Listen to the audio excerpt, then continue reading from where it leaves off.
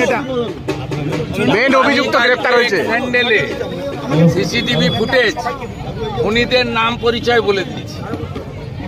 আমি একটু আগেই বলছিলাম আগে দুটো তৃণমূল ছিল, আদি আর নব। ভাইপো আসার পরে নব হয়েছে লাল চুল কানে দুল। এখন আরো দুটো তৃণমূল, আক্রমণকারী আর আক্রান্ত। মারছে ওরা, মরছে ওরা। বিজেপির কোনো দরকার নেই, বিজেপির লোকরা এসব করে না। আমরা হিন্দুরা, সনাতনীরা আমাদের বন্দুক হাতে ধরার কোনো দরকার নেই।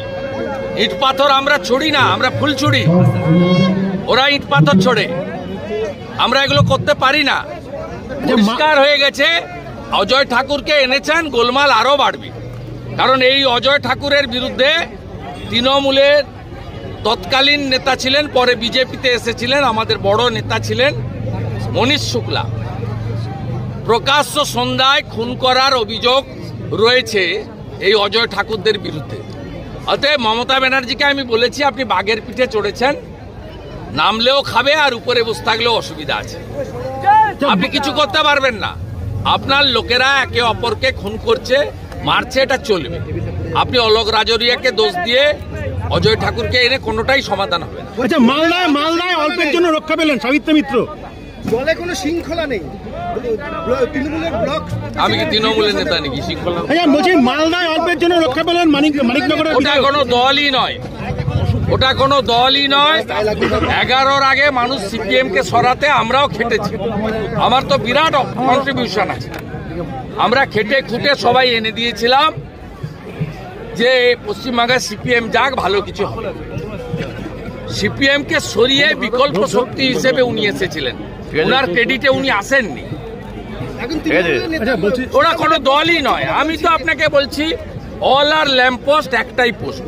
ওটা একটা কোম্পানি, বিভিন্ন স্তরের কর্মচারী রয়েছে, আংশিক সময়ের কর্মচারী, অস্থায়ী কর্মচারী, চুক্তিভিত্তিক কর্মচারী, চতুর্থ শ্রেণীর কর্মচারী, তৃতীয় শ্রেণীর কর্মচারী, দ্বিতীয় শ্রেণীর কর্মচারী এবং ম্যানেজমেন্টের কর্মচারী। আচ্ছা, মালদায় আজকে অল্পের জন্য রক্ষা পেয়েছেন মালদার বিধায়ক।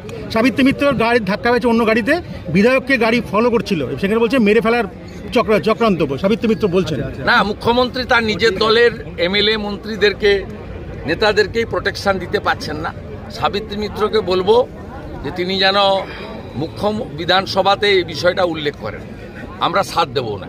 আচ্ছা, বানতলা লেদার কমপ্লেক্সে কেএমডিএ বিস্ফোরণ কাণ্ডে, ভূপতিনগর বিস্ফোরণ কাণ্ডে এনআইএ পঞ্চানন ঘড়ুই বলে আরো এক ব্যক্তিকে গ্রেফতার। তৃণমূলের নেতা এবং বড় মাল বাড়িতেই তো পালিয়ে গেছিল, ধরে নিয়ে এসছে।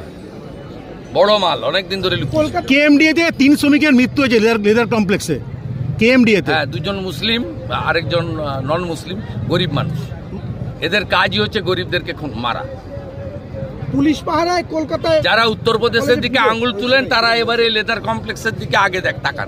কিছুদিন আগে গার্ডেন রিচেও একই জিনিস করে 11 জন লেবারের উপর ঘর চাপা দিয়েছে। মদন মিত্র বলছেন 10 মন্ত্রী হতে গেলে 10 কোটি টাকা 20 কোটি টাকা দিতে হবে। কে? মদন মিত্র।